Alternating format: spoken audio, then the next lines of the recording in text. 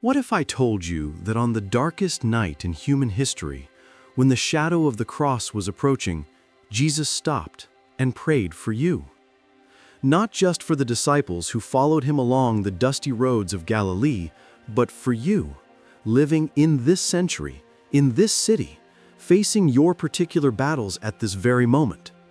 In John 17, we discover that Christ prayed not only for his immediate apostles, but for all those who would believe in him through their word, through the centuries, through the generations, until reaching you.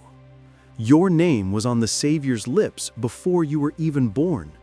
You were remembered. You are someone for whom the Son of God interceded on the eve of his death. Jesus knew exactly who he was praying for. Not by chance, but because the Father had given him each of his chosen ones. Before the foundation of the world, your name was written in the Lamb's book of life.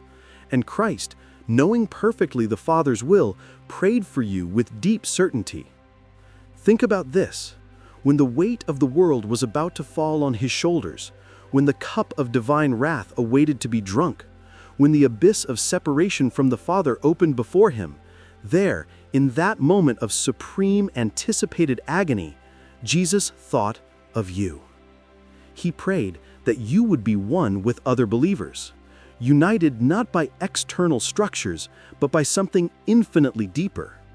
The unity for which Christ prayed is not mere formal organization, but a vital and spiritual unity. It is the same union that exists between the Father and the Son, a communion of love, purpose, and life that transcends any human bond. As the biblical commentator Matthew Henry would say, when the early Christians lived this love in such a powerful way, a pagan found himself compelled to say, "See how these Christians love one another." This was the irrefutable testimony of the divine origin of the gospel. But Christ didn't stop there. He prayed that you would be in him and he in you. Union with Christ is not something external or formal. It is Christ dwelling in your heart, being the life and soul of the new man in you. You are not alone in your struggles. The same Christ who conquered death is in you, strengthening you, guiding you, transforming you. And here's a truth that should warm your heart. The glory that the Father gave to Christ, he gave to you. But what glory is this? It is the glory of being accepted by God, of possessing a holy character, of having the Spirit dwelling in you, of being a child of the Most High. It is the promise that the same heavenly glory that awaits Christ also awaits you. Christ already sees you as possessing this glory, not as something distant and uncertain, but as a secure possession of the immediate future. You are co-heir with Christ. The Holy Spirit in you is the pledge, the guarantee of this inheritance that will be fully yours when Christ returns. Spurgeon would say that this is the majesty of the Christian, not by one's own merit, but by the overflowing grace of a Savior who intercedes. God's providence extends to the humblest creature, just as God's grace reaches the most insignificant Christian in the eyes of the world. You may be unknown here, but in heaven, your name resounds in the prayers of God's own Son. The very fact that Christ prayed for your union with him and with the Father demonstrates that union is already guaranteed, established in God's eternal will. It doesn't depend on your strength to maintain itself.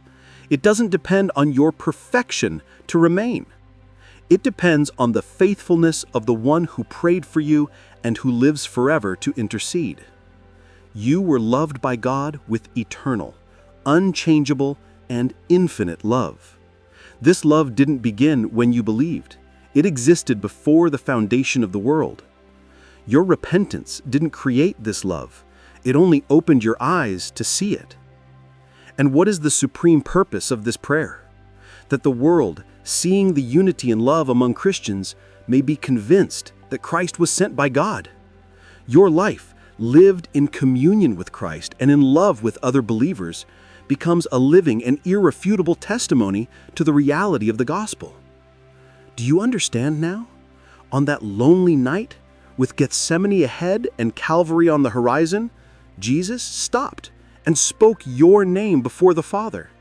He saw you, not as you were, but as you would be, transformed and united with Him forever. This prayer was not made in vain. Every word was heard. Every plea was answered. You are the living answer to Christ's prayer. Your faith is not an accident. It is the fruit of the Savior's intercession. Your perseverance doesn't depend on you. It is anchored in the prayer of the one who never fails. So lift up your head.